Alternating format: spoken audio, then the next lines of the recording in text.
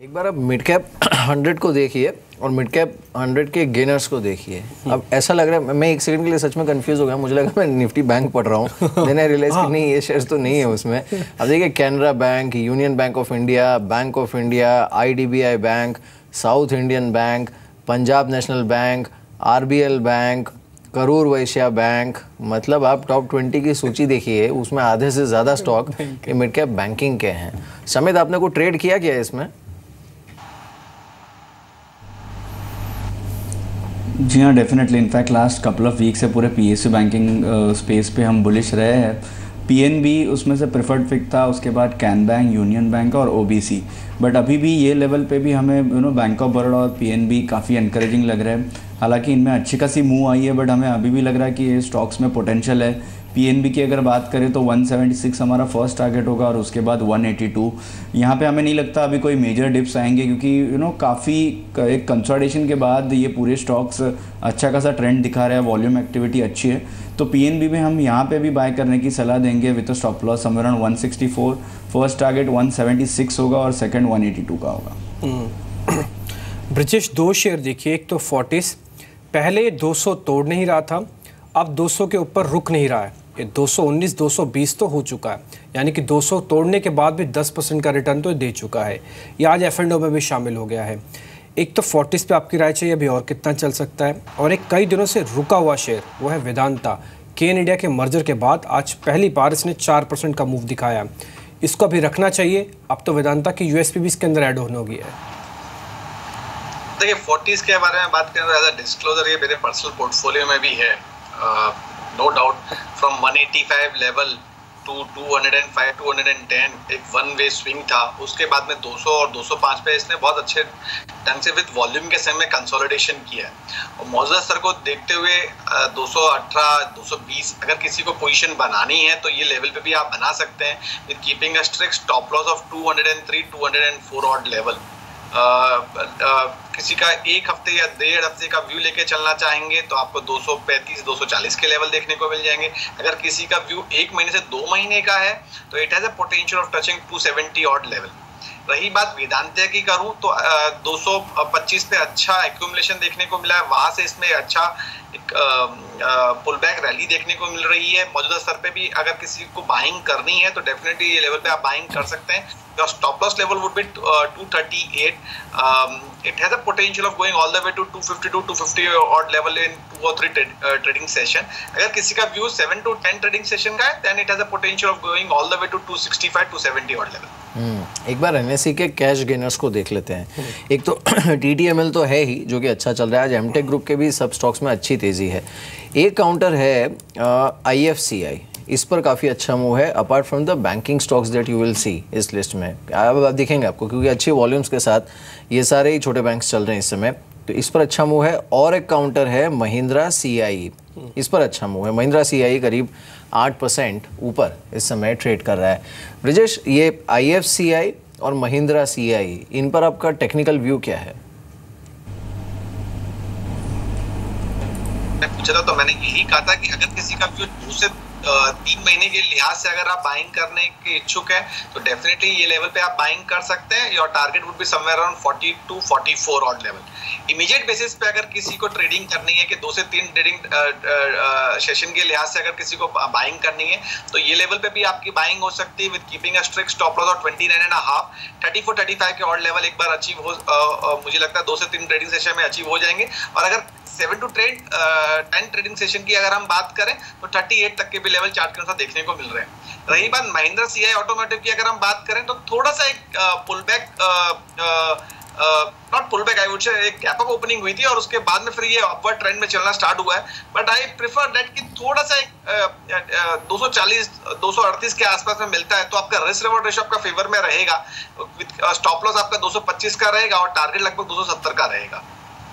ठीक है, इस पीछे एक फाइनल बैट पहले देख लेते हैं और थोड़ी देर में हम ये भी जानेंगे कि किरण मजुमदार-शॉ की जो बैक उनके नंबर्स आए हैं उन पे उनका क्या व्यू है।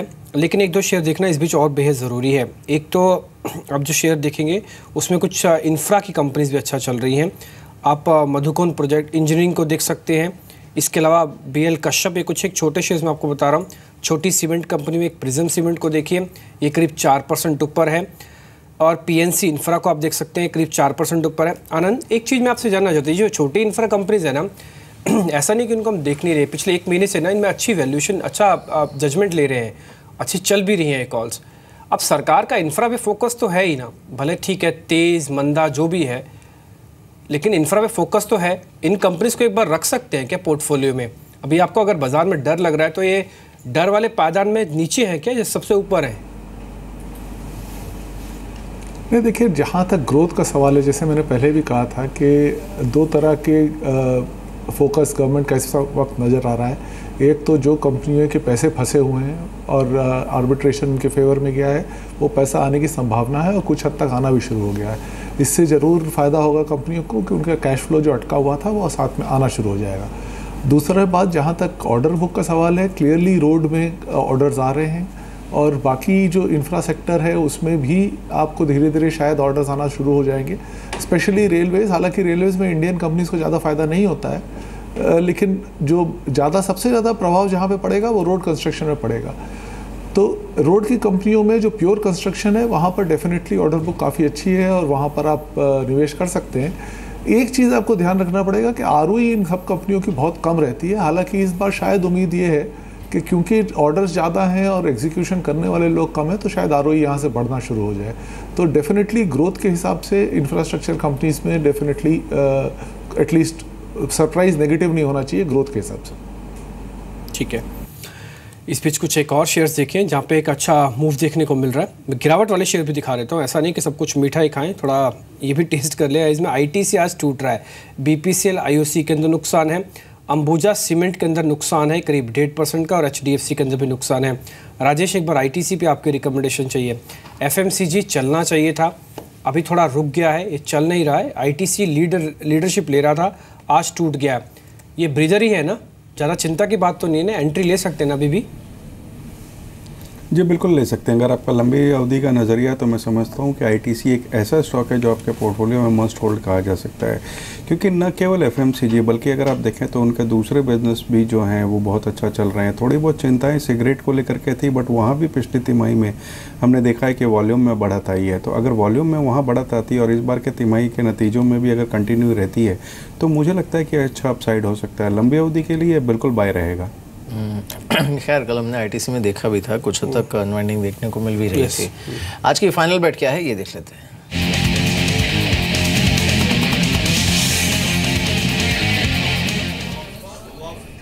रजत बताइए। बिल्कुल, ओरिएंट एब्रेसिव्स होगा, एक छोटी कंपनी, स्मॉल कैप कंपनी है, यहाँ से तेज हो सकती है। चार्ट्स पे रिवर्सल है, आर्ली और डेली चार्ट्स आज पलटते हुए नजर आए हैं। वीकली चार्ट्स पॉजिटिव हैं, तो इस हफ्ते की क्लोजिंग जो कि आज हो रही है काफ़ी बेहतर स्तर पे होने की उम्मीद है। 37 का मजबूत बेस बनाया, उसके बाद चलना शुरू हुआ है। टेक्निकली ठीक लग रहा है क्योंकि 70% डिलीवरी वॉल्यूम्स हैं पिछले 5 सत्रों की अगर औसत निकालें तो टेक्निकली ठीक है। फंडामेंटली लंबी अवधि का कर्ज है नहीं, लगातार ऑपरेटिंग प्रॉफिट कंपनी पोस्ट कर रही है। पिछले कोई तिमाही से नतीजे बेहतर हैं, इस बार भी बेहतर रहने की उम्मीद है। कैल्साइंड और फ्यूज एल्यूमिनियम प्रोडक्ट्स बनाती है कंपनी, और कंपनी का जो कैश ईपीएस है वो लगभग 2.7 रुपये का है।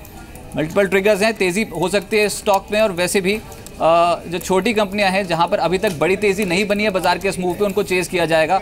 स्टॉक ठीक लग रहा है, अपने प्रीवियस हाई यानी कि 40.5 तक के अप्रोचेस देखने को मिल सकते हैं, और उसके बाद अक्टूबर 2016 के जो हाइस बनाए थे 41.5 तक, वहां तक ये ड्राइव हो सकता है। इस स्टॉक को पोर्टफोलियो में शामिल करें। अच्छा जंप स्मॉल कैप कंपनियों के स्टॉक्स में देखने को मिल रहा है, जिसमें ओरिएंट एब्रेसिव्स बेहतर प्ले है। 37.5 का एक छोटा स्टॉप लॉस लगाना होगा आपको। ठीक है, 41.50 का तो एक टारगेट है जिस पे आप ध्यान रखें। इस बीच रजत, वैसे आप पिछले 1.5-2 साल से ही बाहुबली को ट्रैक भी कर रहे थे। आपसे पिछली बार भी पूछा गया था कि क्यों मारा बाहुबली को कटप्पा ने।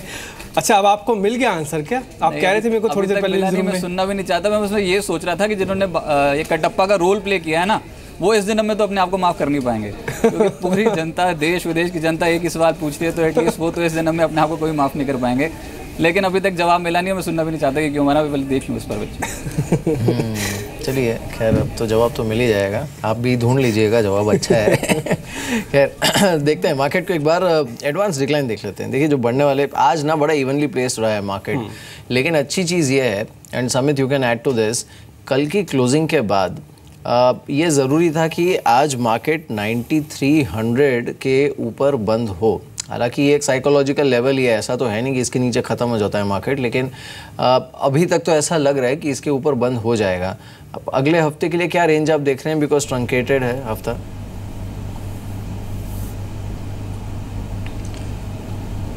देखिए यस, जैसे आपने राइटली पॉइंट आउट किया कि 9300 एक इम्पॉर्टेंट सपोर्ट है, वो साइकोलॉजिकल सपोर्ट है। अगर हम टेक्निकली इंट्राडे चार्ट्स पे देखें तो 9260 से लेकर 9250 के इंपॉर्टेंट सपोर्ट लेवल्स है, बट मार्केट रिस्पेक्ट कर रहा है वो लेवल्स को, साइकोलॉजिकल लेवल्स को हमने देखा है कि रिस्पेक्ट होता है। नेक्स्ट वीक के लिए हमें फर्स्ट एक इम्पॉर्टेंट लेवल जो ऊपर की तरफ देखना है वो 9400 है।